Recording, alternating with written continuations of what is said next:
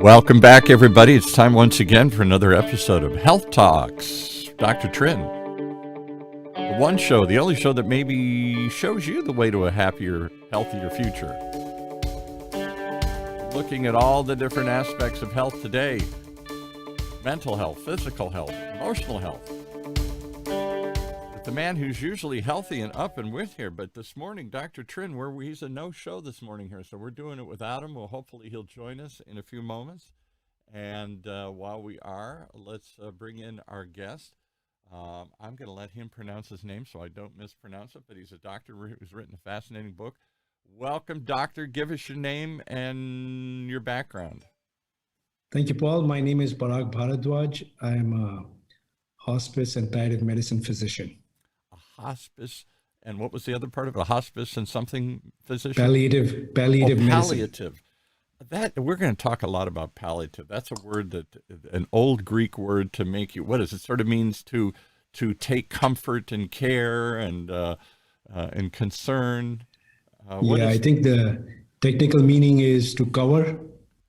It basically means you provide relief from suffering. Yes. In technical, in medical terms, yeah. Yes. All right. Well, palliative care and hospice. My late great mother, late in her life, got some bug that she was going to work in a hospice. This was back in Michigan. There aren't a lot of standalone hospices. I don't know if they're in every state around the country here, but more and more. So she took training and she went and she was a volunteer at hospices, helping the dead and dying. Mother Teresa, working with them at the last moment here, just to be there, to hold their hand, because nobody should die alone. Talk about your work in hospice and where do you do it? So I trained in internal medicine, geriatrics, and I had the pleasure of getting trained in an institution called San Diego Hospice in San Diego, 2004, 2005. Since then, I had multiple jobs. Basically providing in various roles. I used to lead a hospice at one point in time, and then I sort of was always focused on providing these kind of services earlier to patients, and moved into the realm of palliative care. Initially, I was working for a big hospital. Then I was overseeing palliative care for a huge healthcare system, which is what I'm doing in my current role as well. So let's break those down a little bit. Now, I know you wrote a book and we're going to get into that here, but I think this is a fascinating world, maybe because my mother was involved in it.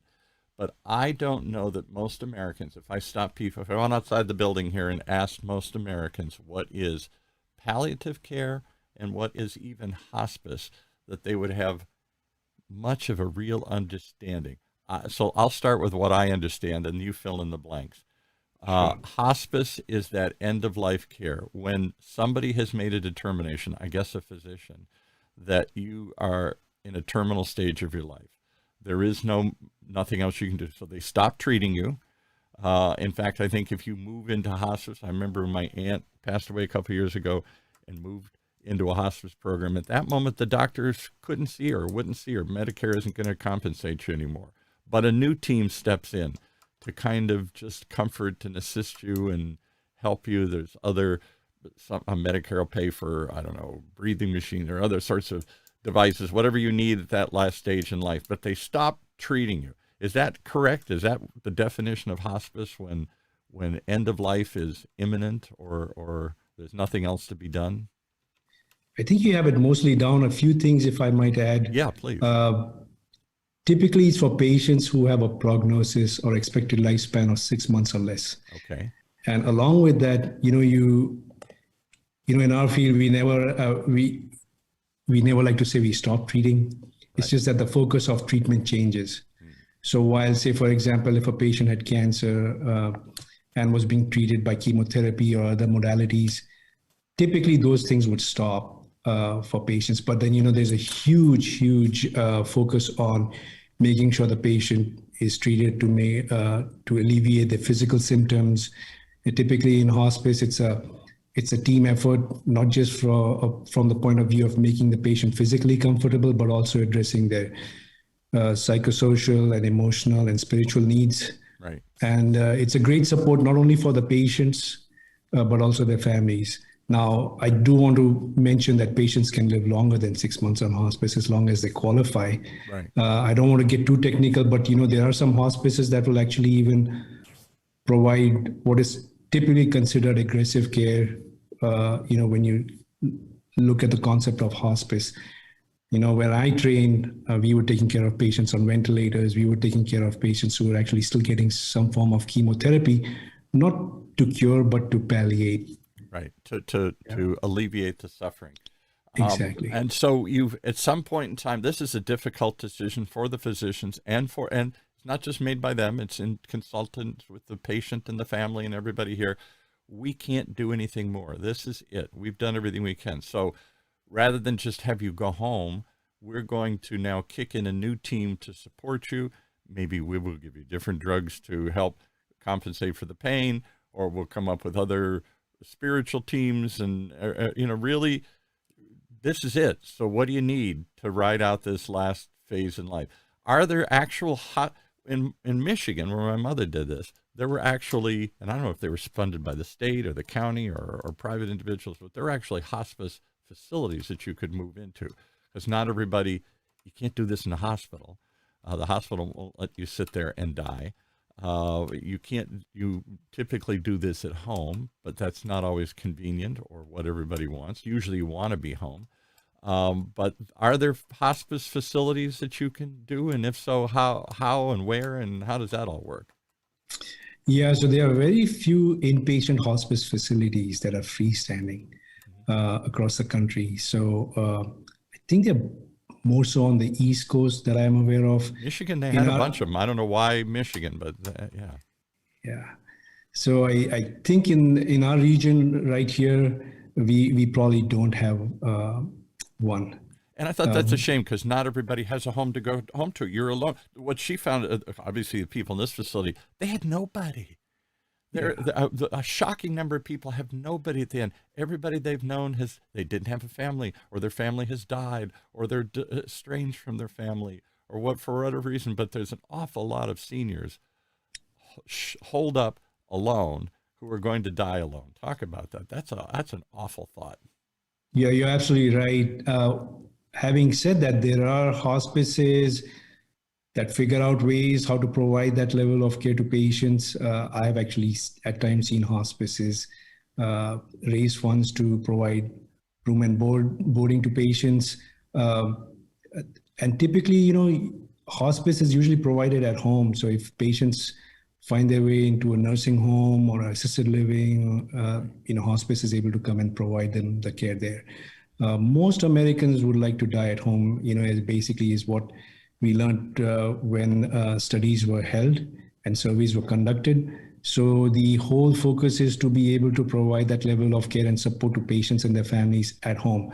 I will just stress upon the fact that it's not just the patient, right? It's all the family it's also the family that needs to be cared for, because they have I would say, use the term burden, because that's what I've heard the most. It is a burden. You don't want to think of it as a burden. I've gone through this 3 times, my mom, my dad, and myself. My aunt, not myself yet, thank goodness. And I'm an only child, so in each case, the burden fell to me. And I didn't want to think of it as a burden. I'm there for them. It's all about them. You're dying. I'm not. But it is a loss to grieve with. It is a reality to come to grips with. And it's a lot of intense stuff. Time seems to be suspended. Days hours turn into, it seems like forever, as you wait for things to happen. And the intensity of it, the preciousness of it, maybe moment by moment, as you realize this is it. Days, weeks, months. You don't sort of just casually go about and say, I'll go stop seeing mom. Maybe I'll see her next week. No, mom's only got a week. So you're there morning, noon, and night. And they want you there morning, noon, and night, because you never know when either is going to have. Talk about that. It's an intense experience. You're absolutely right. And that's why I use the word burden, because it prevents you from being the family member to the patient, because you get so caught up So I've met children that, they were losing their parent, and it's like, when they look back, they're like, I was so involved in caring for my father or my mother. Getting them water, that wiping their head, Yeah. holding their hand, making sure everything happens. You go into this, it's like a crisis mode. It is a crisis. Right. And Exactly. so everything gets suspended, and you drop your job, you drop everything, and whatever not everybody can do that, but to the extent that you can, it becomes your full-time focus until it's over. Absolutely. And it sort of deprives the family members or the caregivers the ability to, make that connection with the patient before they transition, is the word I like to use. Right. And because they don't have the support. So that's where hospice is really helpful for patients and their families. All right, and now one more word, and then we'll get into your book here. So the other word that you threw out is a new fashionable word. We've done a few shows on it here at the station, but not many, because I don't think it's as mainstream as hospice is. I think just about everywhere in the county, the country, there's some sort of hospice program. Maybe not in rural areas because they don't have the same staff abilities. But I think that pretty much everywhere in the country, there is something to turn to at the final moment, and this is what usually funded by the county or the state. I don't think it's Medicare funded. Maybe it is. Who puts this network of teams together? Hospitals, private partnerships, public entities. Who pays for all this? Yeah, so it all boils down to the insurance. So Medicare actually has a great hospice benefit. People, when I met with colleagues from other parts of the world, they say that this is something to be envious of. Of course, here I feel at times it's not enough for the patients and their families. Having said that, for the most part, most insurance companies will replicate what Medicare offers to their patients. And what is it that they give us a quick summary of what it is they offer, and then we'll talk about palliative care and how that differs, and then we'll get into your book and the stories that you've seen from the frontier, from the edge here. So what services are offered as a part of this program? As part of hospice, basically you get a team, and it covers all the expenses related to the patient's end of life diagnosis, right? So it covers all the medications, the equipment that are delivered to the house. There is a team that comprises of a leading physician. You have nurses who visit the patient's home. You have a social worker. You have a chaplain. Other resources that need be. And the good thing about hospice is if they are not able to provide something to the patient, they're always able to connect the patients and their families to the right resources that would get them access to what they need. Now, the other main service that is often overlooked is that hospice provides bereavement services to patients and to the family members. So once the patient is gone, the family members can benefit from the bereavement services long after the patient has departed. So it's one of these unique services that is covered not only for the patients when they're alive, but it also is offered to the patient's family members when the patient is gone. Because that's important. You've now taken on this journey. You jump in there and you get as invested as you can, and you're willing to, and you're there morning, noon, and night till it's over, months on end. So I think that what happens is when it's over, there's this huge letdown. There's this now what moment. As you can imagine, there's a crisis, and suddenly the crisis passes, and they've left you, and you're left with all those feelings, and you're left with this hole. Exactly. Yeah. So I think that it's a spectacular program. I'm going to talk about in a little more in depth this end of life stage as I witnessed it. But let's talk about then this newer concept of palliative care, borrowing this old forgotten Greek word to, as you said, get to this earlier. I'm fighting, I'm taking cancer drugs, I'm taking all this stuff, I'm doing everything I can, and then suddenly you say, I quit. Or the doctor says, come on, this isn't working anymore. I can't even give you this. Then there's this radical transformation from fighting to dealing with it, to making it as good as we can do. Then what do we need to do once we come to this joint resolution that this is not going to, and that isn't to say that you have to do this. You can keep fighting to the very end. I don't know if anybody pulls out of hospice magically. Oh, they didn't die. There must be some. But I think there is a phase earlier than that where you're struggling. It's probably leading there, but you're not there yet. That's sort of palliative care, right? Right. And if I could just add a few things, yes, there are times when patients graduate from hospice, they get better.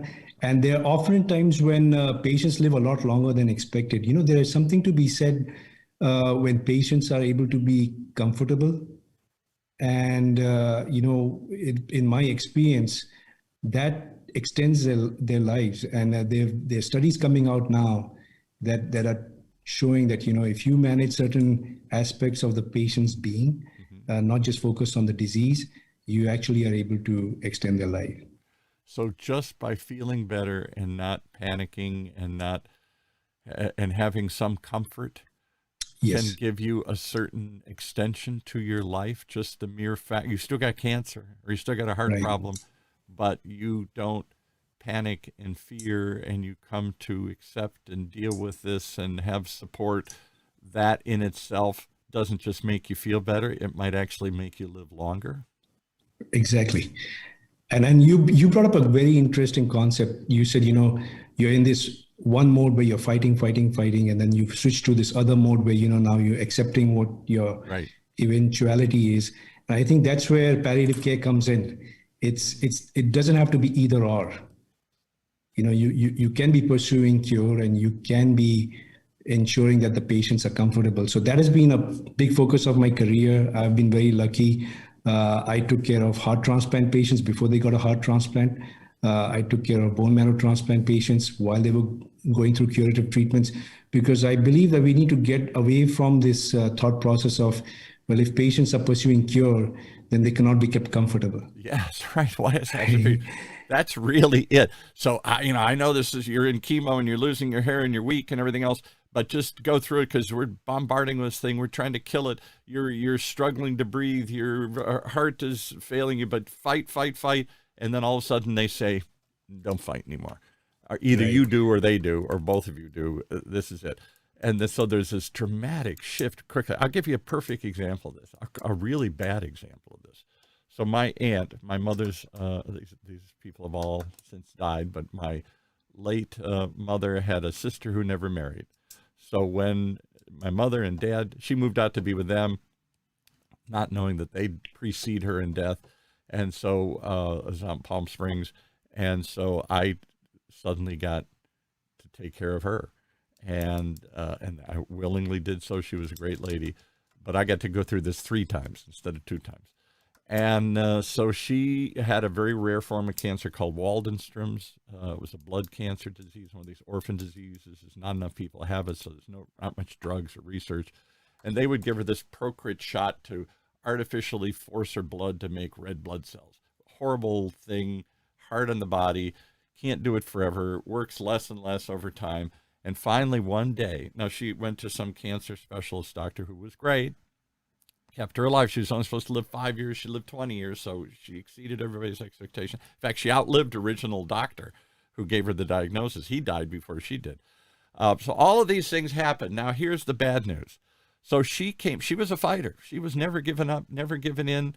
I've made it this long, I'll make it another 20 years, even though she's 90 or whatever. She just kept going. One day, she called up to the doctor to get her weekly, monthly shot, and the nurse said, "You don't need to come anymore." "What do you mean? Am I cured?"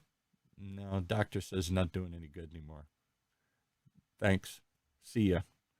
And with that, she was told, it's over. The doctor didn't come on. He treated her for years. He didn't take her aside and say, "Okay, I know this is hard to accept, and I wish I could give you some other hope," and whatever. Nothing. No goodbye, no send off. Just, her, yeah, don't send her anymore. I just got the test results. This isn't working. She's done. And she went home and wept. And she was so shook up after years of training herself to fight the fight that no one said would last this long. She was in fighter mode, and instantly she was supposed to throw the switch, and go to, okay, I guess it's over. It was very psychologically hard for her. And I think it did. I can't prove it because I know she was dying at that point, but I think it accelerated the whole thing, and it didn't make those last 6 months good. She just lost all hope overnight. It cratered. She quit eating. She did everything. The doctor, God, just told me I'm dead. Yeah. Well, Paul, first of all, I would like to thank you for being there for your aunt. It's having gone through this experience twice, you stepped in to help her out for the third time. Yeah. So that's not easy. Yeah, and the thing is, we as physicians, I mean, I don't know the details as to why happened things a certain way, but we were never trained to deal with these kind of situations. No. Right? So that's why I went into this field. Is what I noticed was we were, if you look at medicine, I mean, we are living in some very innovative times where patients are getting treatments that are unheard of, right? Yeah. And so, with unbelievable results. She was told Exactly. originally that 90% die within 5 years. You got a 90% chance this isn't going to last. She lived for 20. That's why she moved out to be with my mom and dad. She spent the last couple of years with her only sister. And instead, they died. Her doctor died, and she kept living. So it was a miracle in that sense. She got 15 more years than they originally thought. But absolutely, I go to the underlying thing, and that's why I bring it up. I'm not trying to bash medicine, but I will a little bit, because their whole job is to protect, to preserve, to fight. And when they can't, I don't know that they know what to do. I don't know if it's an embarrassment, or sort of it feels like a defeat for them, or if it's just awkward, or if it's they don't get paid anymore, or it's a weird combination. But death is not dealt with well by most physicians. Yeah, I think it's not dealt well by our society in general. I agree to that too. Yeah. Right. So I think which one is feeding what? That's a different debate. But I at the end of the day, I think the science has accelerated a lot faster than the sort of the cultural ability to catch up. Yeah, right. The cultural ability to catch up, and then the other things that have come along with the science, right? So I grew up not in the US. Mm-hmm. I trained in India. And, I remember... I thought that was an Irish name. I'm sorry. I thought it was an Irish name. I'm an Irishman. Yeah. I mistook you for another Irishman here. Yeah. So, but, our goal when we were training was to extend life no matter what. Yeah. And then I came here, and my first rotation was in a nursing home. And, culturally, it was a little bit of a shock. Right. But then I saw all these people in the 90s who, living to your 90s was unheard of, 200, 300 years ago. 50 years ago, 20 years ago. Yeah. Right. So these patients are living longer, but when I, interacted with them, most of them were not happy. No. And then the question came to my mind is, what are we really doing? Is it, are we prolonging life just because we can? Or are we giving them some sort of quality existence here, and extra time and extra memories and extra life? Yeah, boy, that's a rough one there, because it's the living will idea, or whatever they call it. I forget the term that every hospital makes you fill out. Kind of, what do you want us to do in the case that you're have a heart attack? Advanced directive, yes. Where do we want me to keep you alive at all costs? Do you want to be a vegetable? Do you want to do it? No. Well, then, okay, then we're not going to do certain things. Well, I don't know about that. And you wrestle with this back and forth. At what point do you quit? And at what point are you sustaining life to nobody's benefit, not theirs? That was my original mother's situation. She had Parkinson's. She had all sorts of other than dementia that set in. And I'll tell you, at the end, it was a relief to her and me and all of us when she finally passed away. My poor dad wouldn't say this out loud, as he loved her so desperately. and needed her and wanted her, but she had left sometime earlier, and we were just keeping the body alive. Yeah, and I think that's very difficult for patients and their family, the family members to witness. You actually, that's one of the first things I heard when I started training in that nursing home, exactly what you said, that the person is gone and the shell is left. Yeah. And they said, please don't continue. And it was such a revolutionary idea for me. It's like, what do you mean? Why wouldn't you want? And then the more I started spending time with these patients, I learned that, there are limits to what we can do, and there are limits to what patients want to go through. There are limits to what we should do. All right, so we've talked enough about the situation. Let's talk into the book. You wrote this book, and what's the name of the book? The name of the book is Stories from the Edge of Life. Stories from the Edge of Life. What a fascinating concept. Why did you write this book, first of all, and then we'll talk about some of these stories. Were you moved to share these stories? So, as you are aware, it's a unique job that I have, right? Taking care of patients. A job most of us would never do in 100 million years, because 100% of your patients are not going to make it. Your Mother Teresa dealing with people, and then they'd say to Mother Teresa, I'm a good Irish Catholic, they'd say, why are you doing this? There's absolutely no chance. These these are all going to die. And she said, but they should die with dignity. Right. You're right. I think dignity is the key word there. And you're right.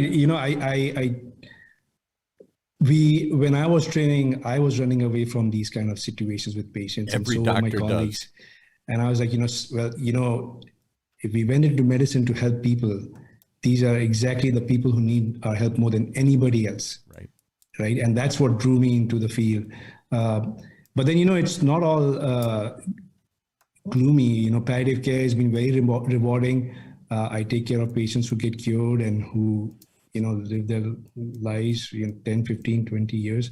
But coming back to your question about why I wrote this book. So I used to come home, and once in a while I would tell my wife about things that have happened that had happened at work. Right. Of course, I always respected the patient's privacy, never told them who they were. Sure. Right. And she would always tell me, why don't you write a book? This could help patients and their families. And, she found them to be fascinating. And I just never had the time. And then because there's another one and another one and another one and another one. Yeah, it doesn't end. Right. Yeah. Right. And so the pandemic hit us, and I was able to cut some of my commute time from my day. Oh, there you go. And I was like, okay, so what do I do with this time? I got to make the best use of this time. What is it that I haven't been able to do? And I said, hey, I need to write this book for two reasons. One is it was a pending project. And two, in a way, I just want to leave a legacy for my kids as well. There you go. There you go. Don't we all want to do that? We had a woman on Dr. Trin's show who was a different kind of story, but she's an opinion writer for USA Today. And she wrote a book about her immigrant experience. She's Vietnamese. She was one of those people airlifted out at the last minute in Saigon, as was Dr. Trin. So they shared some of those stories and how they came and what it is. And we asked the same question, why? She said, because most of my kids don't really know this.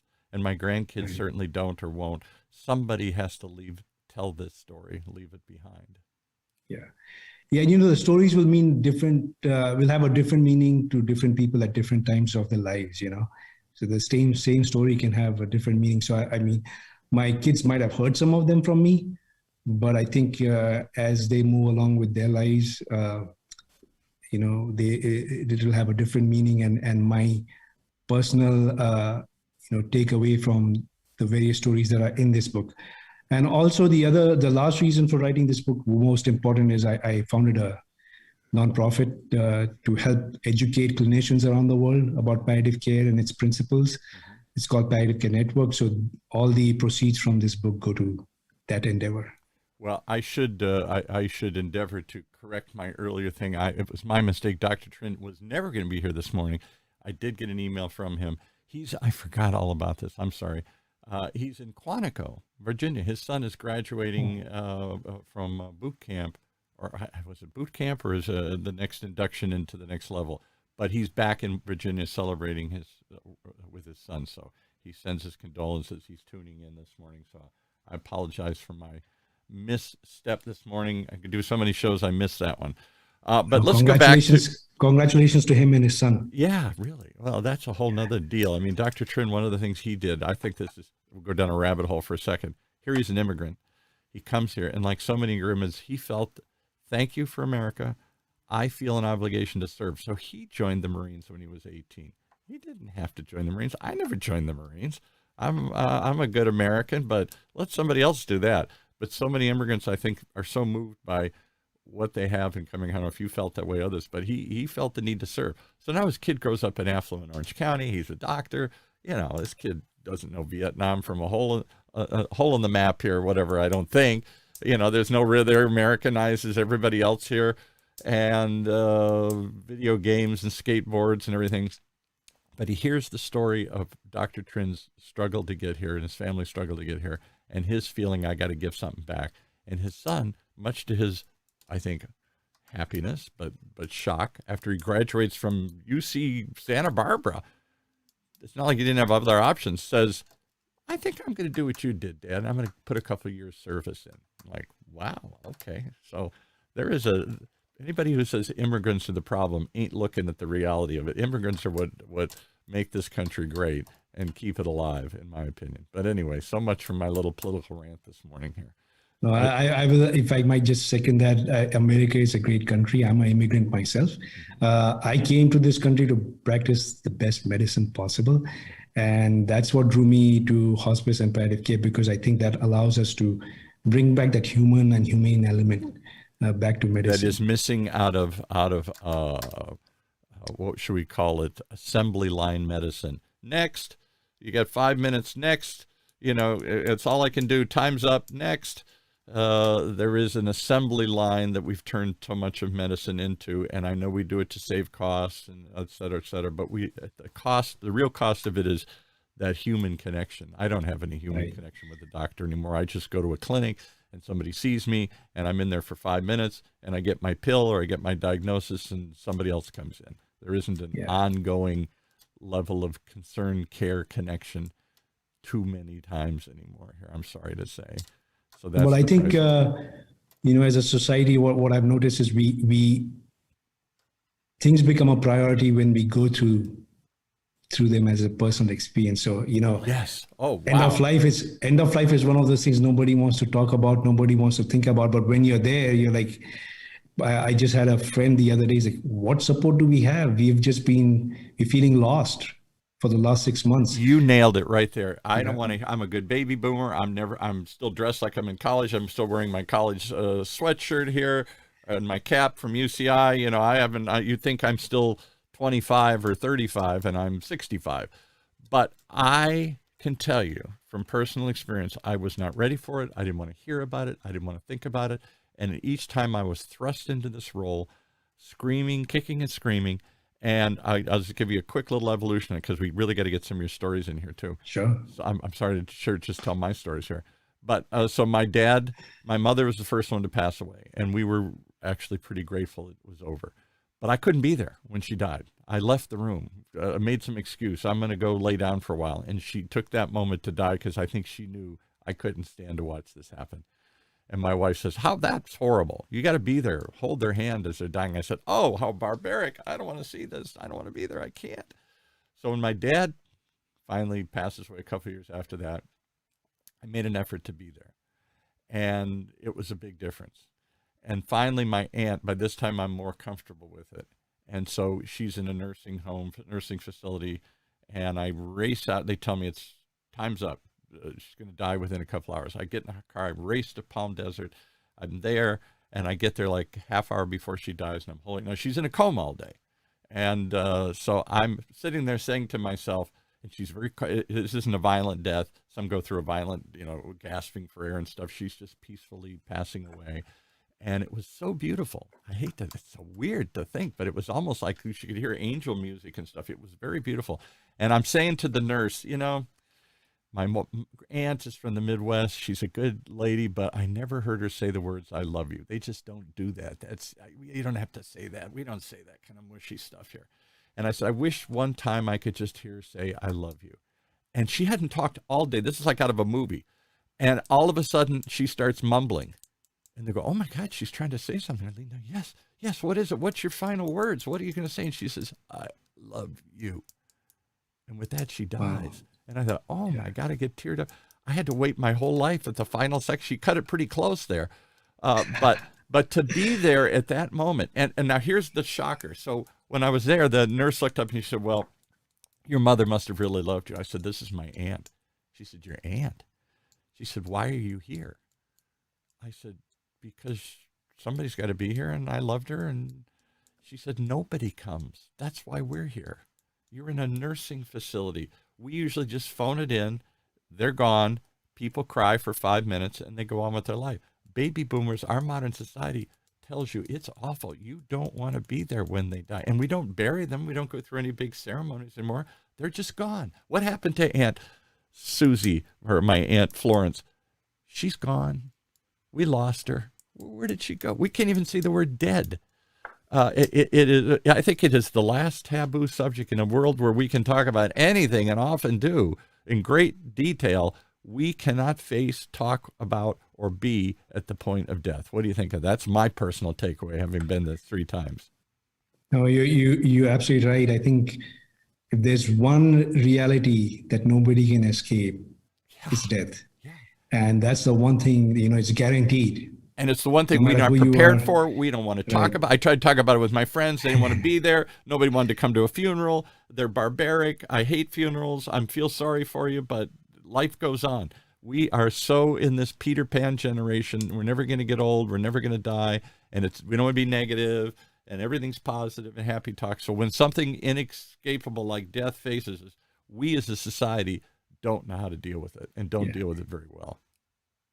Yeah, it's the eventual mystery, right? It's the fear of facing the eventuality that nobody knows what, in my opinion, what happens after, right? And maybe because we've lost our religion, there isn't anything to guide us. I still hold on to mine, so maybe that helped me believe this wasn't the end. Maybe it's a fairy tale, but I got to believe there's something else that goes on, that they're not completely gone. All right, so I've dominated too much of the conversation here. We've got 10, 15 minutes. Tell me some of the stories from the, what's the name of the book again?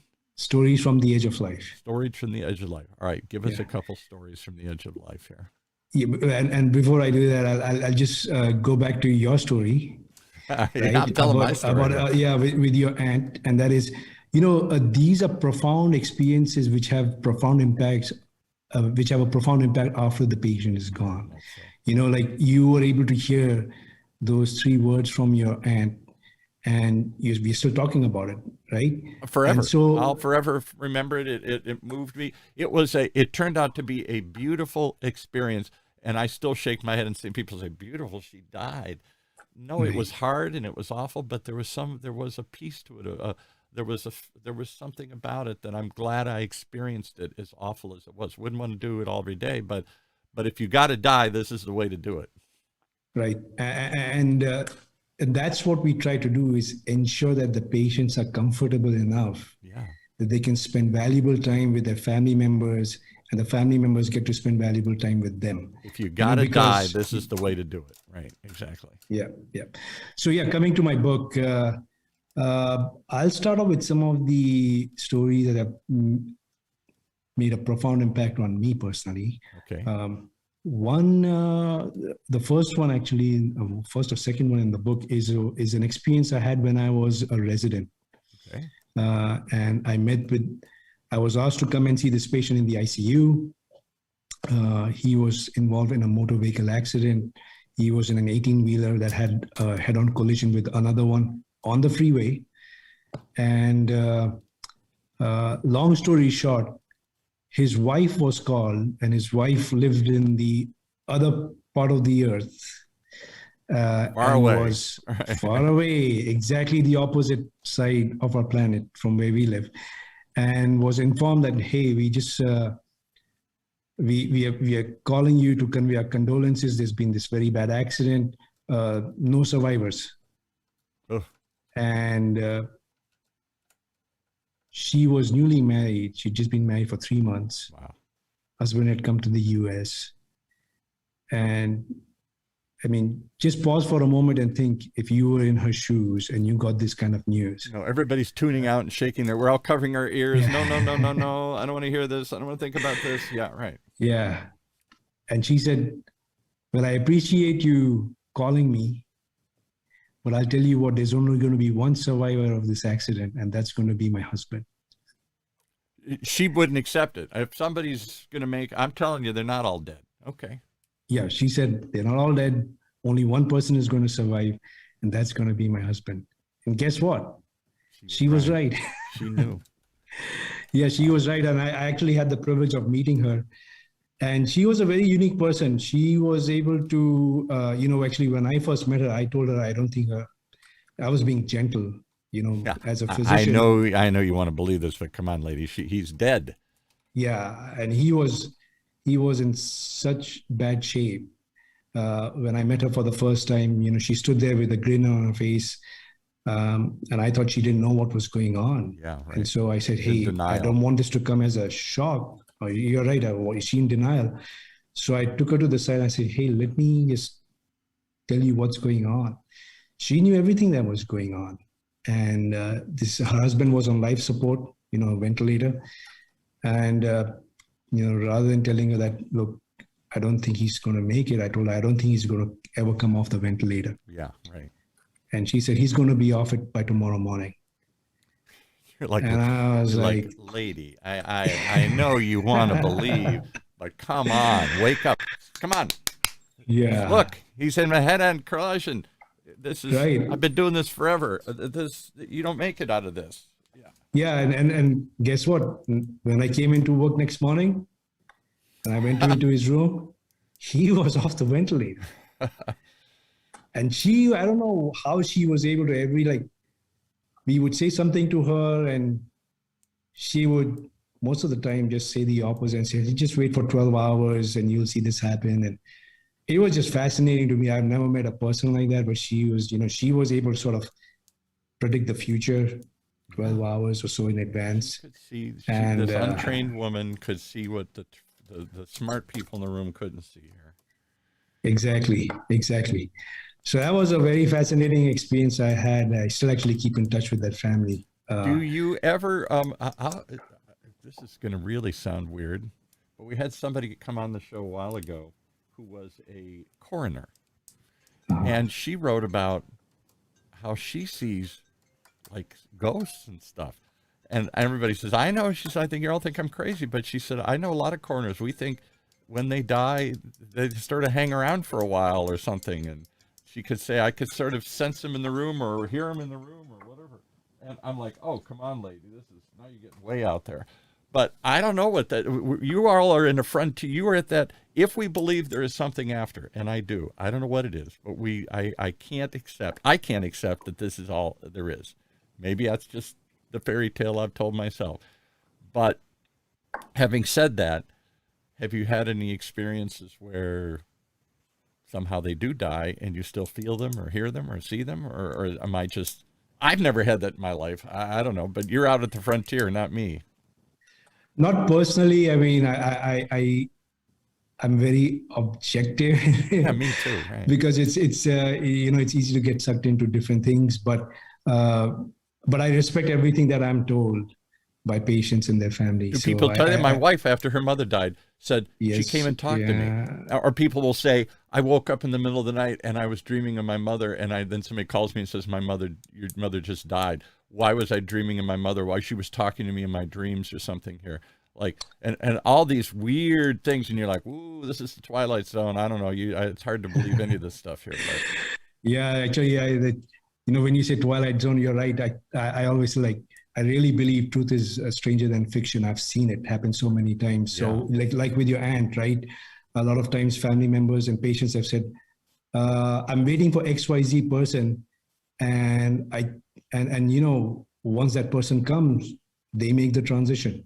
Maybe your aunt was waiting for you. My mother, I've heard that many times. My mother used to say that in her work. The story she always told is she went there one late at night, which my father hated. She'd go down to this thing down in the inner city. We lived out in the little upper class suburbs. She'd drive down and do her duty, her shift. And it was like, there was a red light in those rooms that would go on. They would literally in this facility put a red light outside the room when they were actively dying, in somebody's opinion. So be extra careful because this person hasn't long to live. So she came on shift. There's a red light. She goes in to talk to the person, and she starts holding their hand and doing all the stuff she's trained to do. Let go. It's okay. Somebody's here. And the person's saying, no, I can't die. I'm not going to die yet. I'm waiting. I need to hang on. And she's like, I know, but just let go. It'll be okay. Trying to get them that she thought she's just afraid of this person's just afraid of dying. And it turned out they were waiting for somebody. And all through the night, this guy struggled and said, no, lady, I'm not going yet. I'm waiting. And she's like, waiting for what? And finally that morning, his son showed up, who he was estranged from. He hadn't seen in like 20 years. And he comes rushing in, and there's this tearful reunion. And then the dad died. Yeah, I've seen that happen many times. And I recall one experience where I walked into a patient's room and he was going through the dying process, and I woke him up to ask him if he was doing okay, and he said, "Hey, do you see her?" Do you see her? Yeah. And I'm like, "What are you talking about?" Like, "There's an angel standing right there." And I said, I better not get into interfere with this process, because I think it's there's something to be said. The patients have experiences that I necessarily don't, understand, but I respect, what they go through. So I think it's a very sacred time that patients go through, right before transition. So I try to leave them alone as much as I can, as long as they're comfortable. So that's usually my approach. Is there a path to transition, or is everyone unique? Or some must be difficult, some must be quick, some must be beautiful, some must be horrible to watch. Yeah, you're right. I think each one has its own unique journey, and and you're right. Closure before death, I think, is very important. I've seen patients who have closure before they die with, all the pending issues. To not have closure. Oh my goodness, we've all have stories of that. I remember years ago, I had a boss, good Irishman that he was, and he had a horrible relationship with his father. He flew back to see him. They had a horrible fight, and he left mad as usual. I know why he moved away. That old man, boom, boom, boom, and comes out back to California. This is like in Maine, his father or something. And as soon as he lands, his father has a heart attack and dies. And he was so devastated. Oh my God, this is how I left it after all these years. Yeah. This is how we left it. Yeah. So life is very fragile, right? So we got to be very careful interactions with our loved ones, because you never know if we'll get a second chance with them or not. So I've seen that happen as well. And to answer your question, a few other stories, along the lines that you're talking about. I had one patient where, we actually had to sedate him to ensure that he is not suffering through the pain. Very young patient in his 20s, really suffered a lot. We had tried all medications, they weren't working for him. And actually, the first time I met him, he had asked me, "This is just unbearable. Can you please sedate me?" And, right. We had to make sure that we had tried everything. That's sort of like a last option. Right. So we sedated her, and he was knocked out cold. Like, he was well sedated, looked very comfortable. He had to be admitted to the hospital just for that reason. And usually after a patient transition, I would call their loved one, and I called this patient's mother, after a few days. And she actually sounded so happy and relieved, because every time I'd seen her while her son was alive, you could just, feel the tension that she was living moment by moment. And when I asked her how did things go, and she said, he was well sedated, but then a day before he died, out of the blue, as I was pacing his room, he just sat up, and he knew exactly where I was. He knew exactly where to look when he opened his eyes. And he looked at me and he said, "Mom, don't worry, everything is going to be okay." And then he just went back to sleep, never spoke again. He struggled out of the yeah. heavy sedation you've given him. He shrugged it off, and came out because he had one last thing to say. Wow. Exactly. Wow. He never said a thing again, but those words were so comforting to the mother. Yeah. Well, oh my goodness. Yes. Because you want to feel like you did the best. You know, for sometimes I think it's more for our sake than for theirs. You know, it's their last gift to us. Forgiveness, right. A word. My aunt saying, "I love you." That didn't help her, but it was her. It showed she did love, because it must have been hard. She could hear this. That's the other thing that I struggle with. And I know we're out of time here, but I'll give you one last question here. Do these people in the end, in comas, in sedation, still hear us? That's what they always tell us, that's the last sense to go. They may not see us, smell us, be aware, but they can still hear. Is that anecdotal? Is that some truth? Do we know? I think we always assume that they can hear us, right? Because as the patients are going through this process, the body is getting weaker. So right. They might be able to hear us, but they don't have the ability to respond back. Right. Right. So my aunt clearly heard me. They hadn't heard her exactly. talk all day. I didn't hear her talk. And that's why I'm talking over her. I know she can't hear me. She's in a coma. And I'm just saying out loud my final wishes. And she right. hears that and responds in a way that shocked everybody in right. the room, me included. So she, like you were saying, she hadn't moved, but then she mustered the courage and the energy to say those words to you. Yeah. So yeah, we see that happen often. Wow.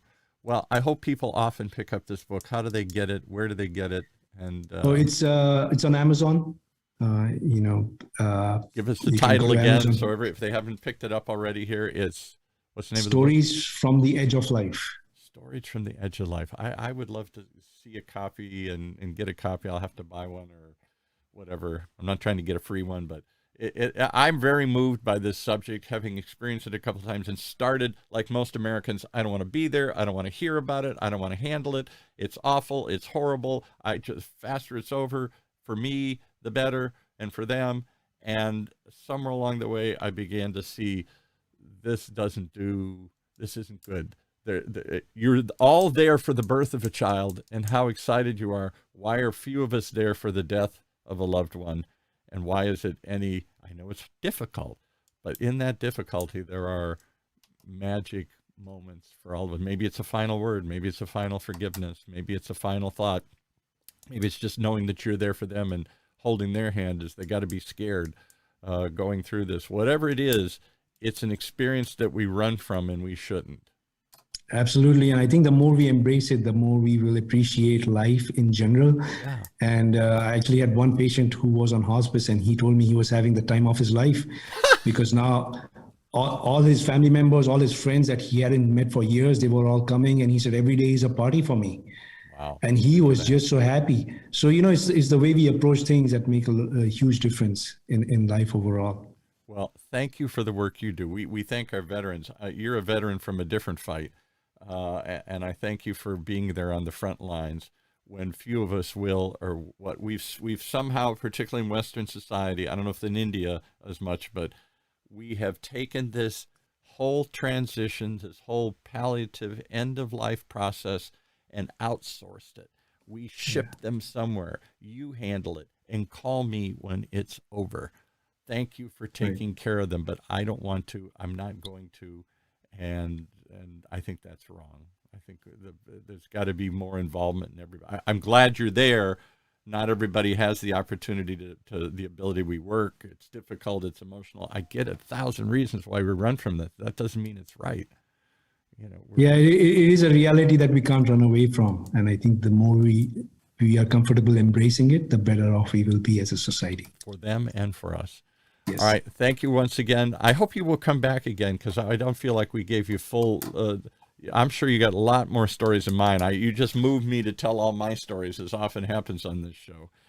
Actually, that's exactly what this book is all about, because, it's to draw the reader in to write their own story. So I've left in a space in the book that they can actually think about. And the whole idea is to provoke the thoughts, and their own feelings as they read the book. Yeah, as they read the book. Well, and then, I'm a living example of it. I didn't mean, I said in the beginning, I want to hear your stories and you have great stories. And here you provoke me telling all my stories again here about my experiences with this. And I think that is the cathartic value. There's another word you don't hear very more, catharsis. Yeah. But the getting it out and getting it in the open, we don't do it. We had a show for years on the station called The Grief Girl.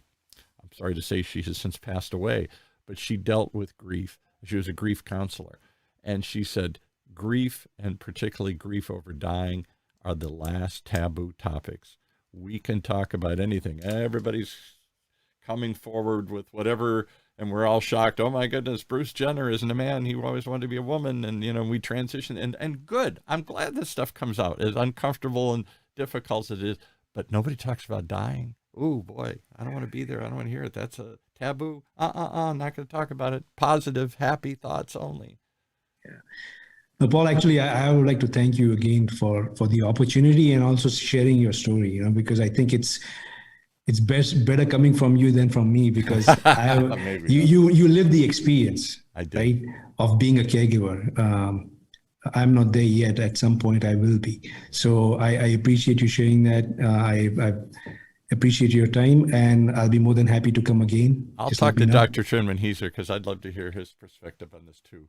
And we should have you come back and spend more time on the stories. One more time, the name of the book is?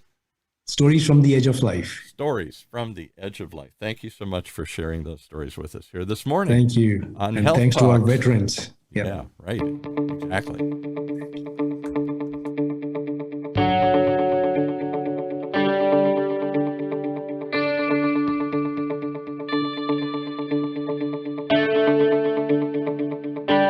So there you go, folks. Too much or not enough?